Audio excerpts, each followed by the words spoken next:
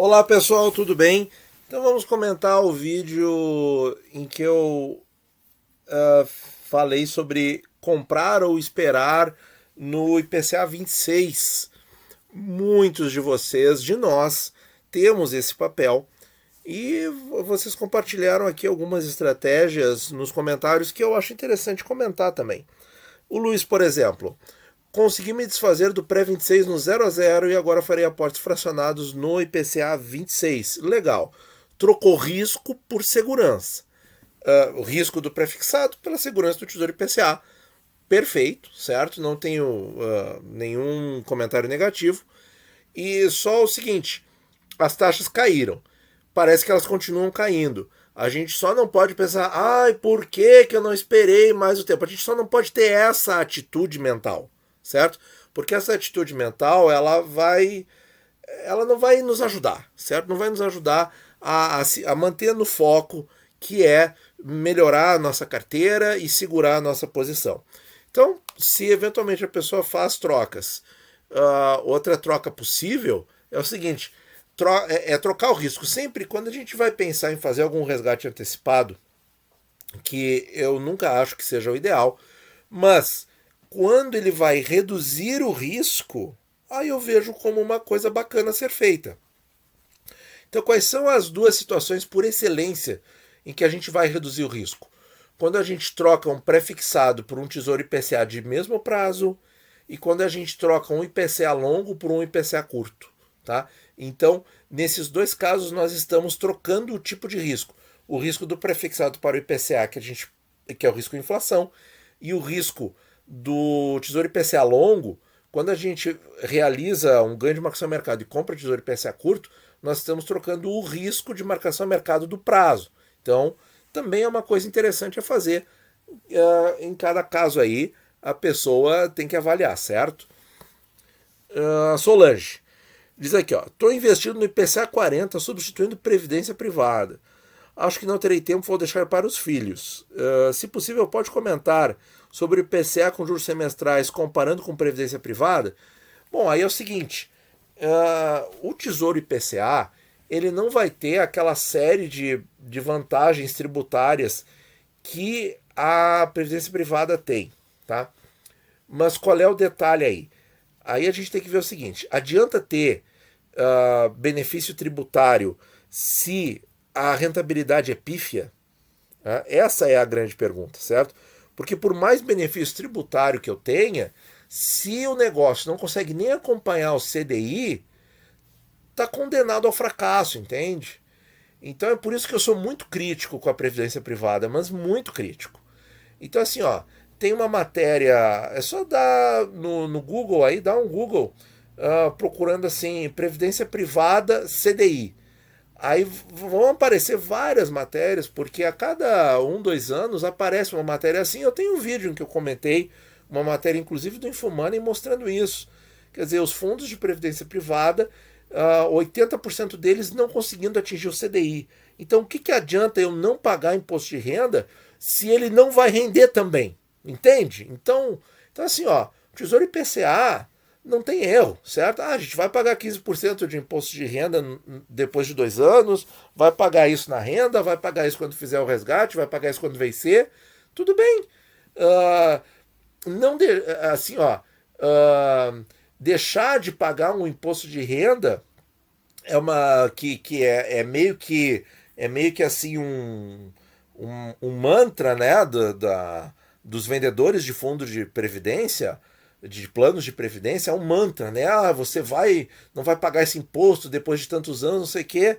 Mas o que adianta se a rentabilidade é pífia? Se a rentabilidade perde, 80% não consegue nem atingir o CDI, pessoal. Então esse é o ponto. Esse é o ponto. Então assim, ó, basta procurar algumas matérias que você vai ver que isso é recorrente ao longo do tempo. Não é uma matéria isolada ou outra, não. É seguidamente, sempre sai, periódico. Você pode marcar no calendário, vai sair, uma vez por ano, vai sair uma matéria mostrando que os fundos de previdência privada, na sua média, infelizmente, não conseguem nem chegar no CDI. Bom, pessoal, vamos dar aqui uns likes aqui para o pessoal que gosta do nosso conteúdo.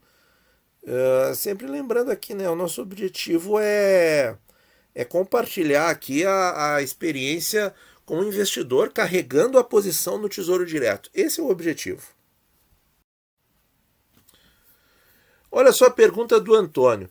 A duration não ficaria muito alta com IPCA 55 na carteira para o investidor com idade acima de 40?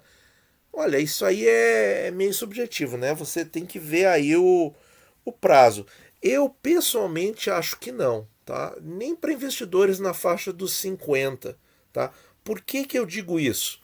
Porque assim, ó, eu tenho alguns vídeos antigos no canal em que eu simulei o resgate antecipado da NTNB 2055, que é o papel que você está falando, resgate antecipado em 10, 15, 20 anos. Tá? Então, assim, ó, ele é um papel que não precisa a gente ficar até o vencimento. Eu acho que essa é a grande jogada numa NTNB muito longa. Porque você ficando uma boa parte do período, eu fiz a simulação assim, indo para IPCA mais 8. IPCA mais 8. A gente não sabe, daqui a 20 anos pode, sei lá, pode acontecer uma catástrofe no mundo. Bom, pode. Mas aí eu te digo, aonde você estaria protegido, né? Num caso de um problema sério, né, mundial. Lugar nenhum, né, gente? Então, assim, voltando da digressão. Nós temos, assim, que... Qual foi a grande conclusão que eu cheguei?